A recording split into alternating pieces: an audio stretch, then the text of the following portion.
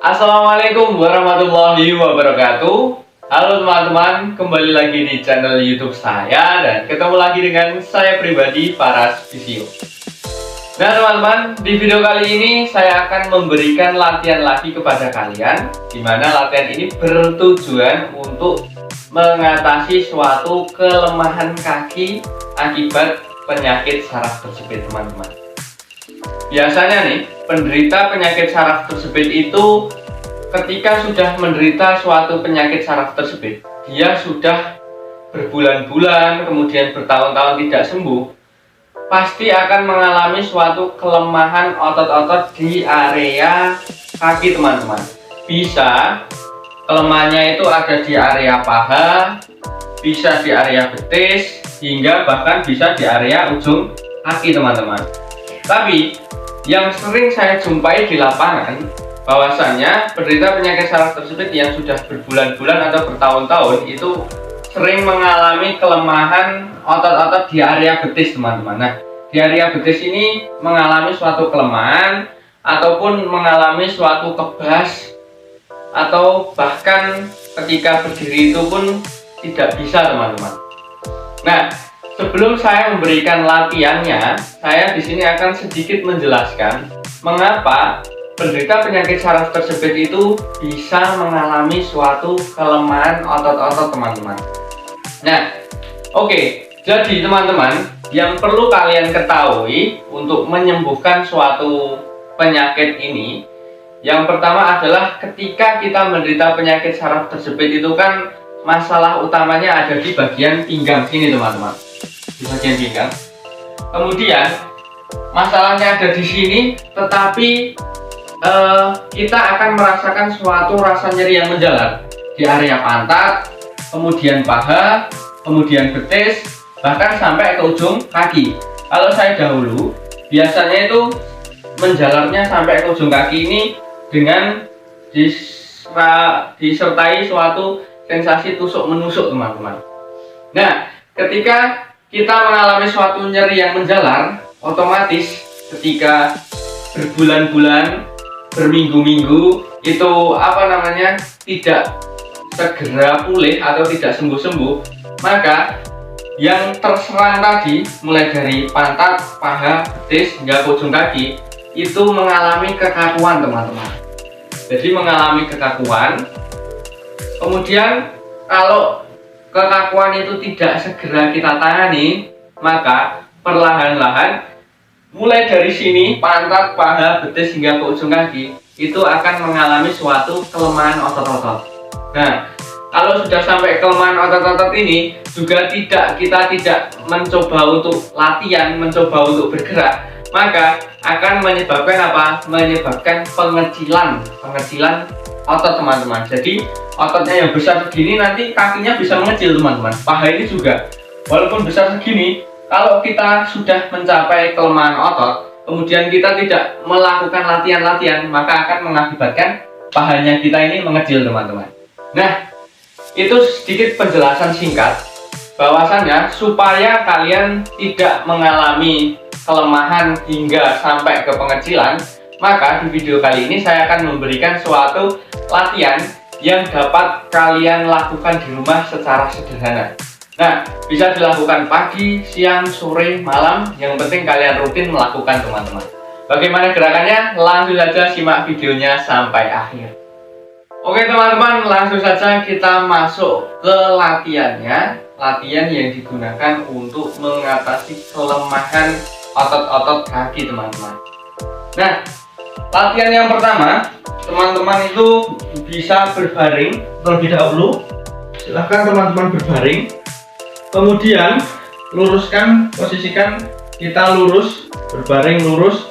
Kemudian teman-teman, latihan yang digunakan untuk mengembalikan suatu otot-otot akibat kelemahan itu, yang pertama itu kita mulai dari yang sederhana terlebih dahulu. Dimana yang sederhana itu, ketika kita tiduran seperti ini, kita coba menggerakkan ujung kaki kita naik turun, teman-teman. Jadi seperti ini, silahkan dilihat. Nah, seperti ini. Nah, Nah, seperti ini teman-teman. Pelan-pelan aja dirasakan. Nah, terus begini, begini, begini. Nah, seperti itu. Ini bisa dihitung. Kalau saya biasanya memberikan instruksi kepada teman-teman sekalian, itu bisa menghitung 1 sampai 10. 1, 2, 3, 4, 5, 6, 7, 8, 9, 10. Kemudian istirahat. Bisa nanti diulangi sebanyak 3 kali. Jadi hitung 1 sampai 10, kemudian diulangi sebanyak 3 kali teman-teman. Kemudian kalau sudah istirahat, kita ulangi lagi. 1, 2, 3, 4, 5, 6, 7, 8, 9, 10.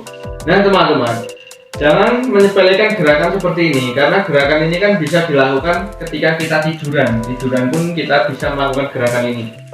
Nah, gerakan itu berfokus untuk menguatkan betis kita, menguatkan betis.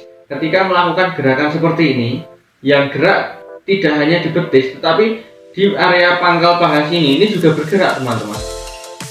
Silahkan teman-teman pegang ketika melakukan gerakan seperti ini, pasti di bagian paha ini juga bergerak. Nah, konsep dari mengembalikan kelemahan otot itu adalah melakukan latihan penguatan otot-otot supaya ototnya itu tidak lemah. Makanya kita melakukan latihan seperti memompa seperti ini.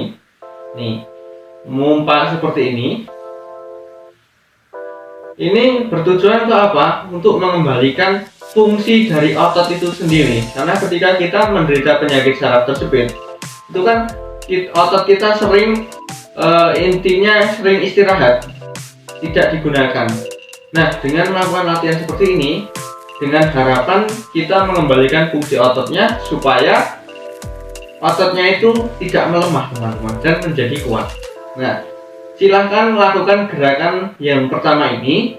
Hitung 1 sampai 10, diulangi sebanyak 3 kali, rutin pagi, siang, sore, malam. Silahkan kalian coba teman-teman. Kemudian teman-teman, untuk gerakan yang kedua, gerakan kedua ini akan berfokus menguatkan otot bagian paha, betis, hingga ke ujung kaki. Nah, caranya gimana? Caranya, teman-teman kan pasti ketika menderita penyakit saraf tersebut, itu kan pasti terserang salah satu kaki. Salah satu kakinya biasanya kan pasti disertai nyeri yang menjalar atau kelemahan. Kalau saya dahulu, itu di kaki kanan teman-teman. Nah, caranya di latihan yang kedua ini, teman-teman posisikan suatu kaki yang sakit itu berada di atas. Jadi teman-teman tidur miring terlebih dahulu, miring seperti ini. Saya memakai contoh kaki yang kiri ya teman-teman, karena kalau kaki kanan kan tidak terlihat di sana, saya menghadap sana. Jadi saya memakai contoh kaki yang kiri, walaupun di kenyataannya dahulu saya itu di kaki kanan. Tetapi di sini saya memakai kaki kiri. Anggap saja kaki kiri ini adalah kaki yang sakit. Nah, silahkan tidur seperti ini. Usahakan kaki lurus. Tangan ini pakai bantal boleh, tidak boleh, atau begini boleh. Biasanya enaknya di sini pakai bantal. Kemudian kita akan menguatkan teman-teman, menguatkan kaki yang sakit ini dengan cara apa? Dengan cara menaikkan ke atas teman-teman. Jadi usahakan posturnya lurus dulu, kemudian kita naikkan ke atas seperti ini. Ini cukup ditahan aja seperti ini. Tangan ini dipinggang seperti ini, ditahan. 1, 2, 3, 4, 5, 6, 7, 8, 9, 10. Kemudian diturunkan. Nah, dengan kalian mengangkat seperti ini kan memang sederhana, sebenarnya gerakannya sederhana. Tapi ketika kalian menghitung 1 sampai 10, ini sudah menentang teman-teman. Nah, ketika baru 5 saja yang saya rasakan, ini kan sudah menentang. Artinya kan kita mengembalikan fungsi ototnya. Jadi mengembalikan cara otot itu biar bisa berkontraksi lagi. Nah, caranya seperti itu. Jadi coba lagi ketika sudah istirahat diulangi lagi. Tidak usah terlalu tinggi dulu. Kalau nanti sudah bisa, monggo silahkan. Kalian mau tinggi, mau rendah, terserah. Nah, kalau belum bisa ya segini aja, dihitung 1, 2, 3, 4, 5, 6, 7, 8, 9, 10. Kemudian diturunkan. Nah, setelah diturunkan sampai 3 teman-teman, mencoba 3 supaya imbang. Teman-teman juga bisa melatih tidak hanya kaki yang sakit, tetapi kaki yang tidak sakit ini juga dilatih teman-teman. Jadi menghadap berlawanan, tangan di sini, kemudian diangkat. Itu 1, 2, 3, 4, 5, 6, 7, 8, 9, 10. Nah, silahkan dicoba. Supaya apa? Supaya imbang teman-teman. Antara kaki yang sakit dan kaki yang tidak sakit itu kekuatannya sama. Jadi ketika nanti kita berjalan, tidak ada suatu perubahan aktivitas atau perubahan cara jalan kita teman-teman. Silahkan dilakukan pagi, siang, sore. Teman-teman silahkan melakukan gerakan ini, gerakan yang kedua ini. Nah teman-teman, selanjutnya kita masuk ke gerakan yang ketiga. Gerakan ketiga itu silahkan teman-teman tiduran berbaring seperti ini. Silahkan kalian berbaring, kemudian tekuk kedua kaki teman-teman seperti ini.